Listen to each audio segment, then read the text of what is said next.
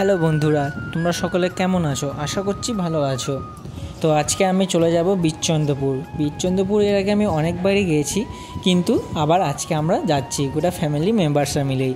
তো চলো আজকে আবার আমরা দর্শন করব বীরচন্দ্রপুরের ঠাকুরদের। এটা আমরা শুধু বীরচন্দ্রপুরের মন্দিরটাকেই শুধু ক্যাপচার করেছি, আদারওয়াইজ কিছু করি নাই। পরে যখন আবার যাব তো আবার স্টার্ট করব। তো চলো শুরু করা যাক।